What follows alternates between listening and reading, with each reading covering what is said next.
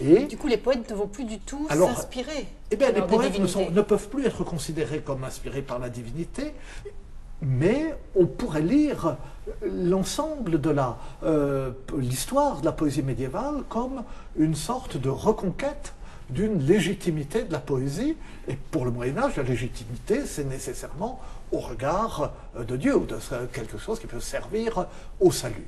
Et on le voit d'abord par la création d'une poésie liturgique, en latin, les hymnes ambrosiennes, etc. Toute la poésie qui soutient cette musique que nous appelons grégorienne, qui se développe entre le VIe et le Xe siècle. Et puis, on le voit au moment où la poésie sert à exprimer à la fois l'effusion religieuse et ce qu'on appelle à l'époque la conversion, non pas se changer de religion, mais se tourner vers Dieu, rentrer en soi-même, faire pénitence. Et le développement de cette poésie va de pair avec le développement d'une poésie personnelle qu'on voit apparaître et prendre forme et prendre de l'importance à un certain moment au Moyen-Âge. Et j'ajouterais, excusez-moi, je suis horriblement bavard, mais je dis juste cela. Pour rendre compte de l'enthousiasme poétique, sans passer par le sacré, on l'attribue à l'amour.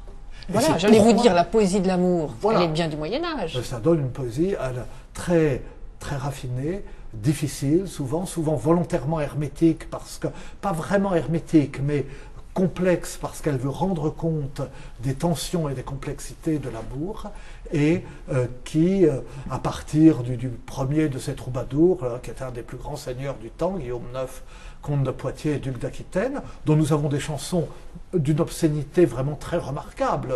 Un de mes prédécesseurs, qui a été son premier éditeur, ne les traduisait pas, donc il ignora la Languedoc. Je pense qu'il connaissait les réalités de la vie, mais enfin, ça lui paraissait pas possible. Hein.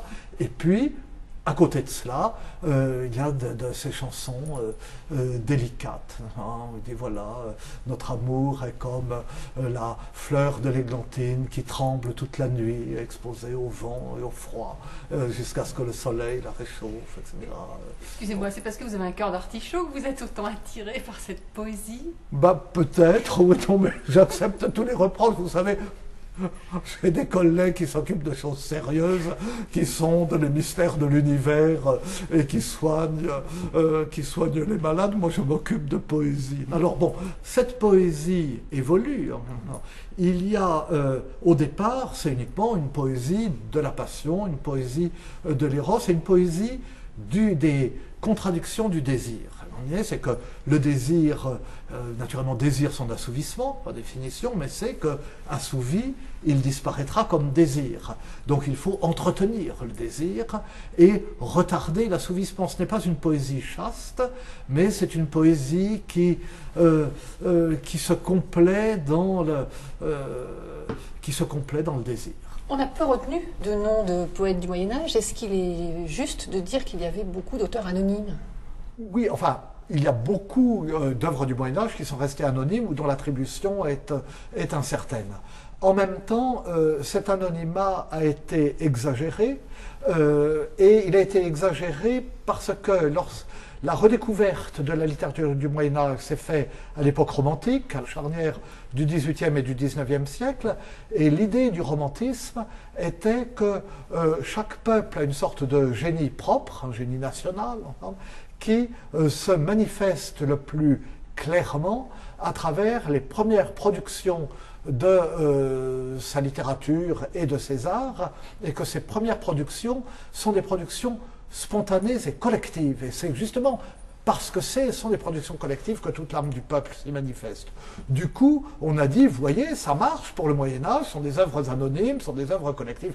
En fait, elles ne sont pas collectives du tout, et elles sont anonymes, généralement, par hasard, parce qu'il n'y avait pas de copyright, parce qu'il n'y avait pas un livre avec le nom de l'auteur imprimé sur la couverture, etc.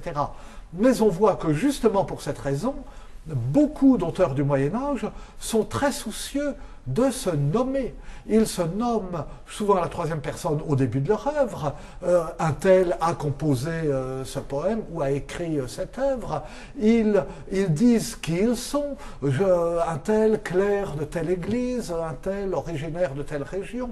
On voit chez les troubadours faire de même, mais lorsqu'on rassemble leurs poèmes dans des manuscrits, eh bien, on compose des sortes de textes biographiques, des vies ou des commentaires de leurs poèmes en prose dans lesquels on raconte, on explique qui ils étaient, de quelle origine, de quel milieu social, etc.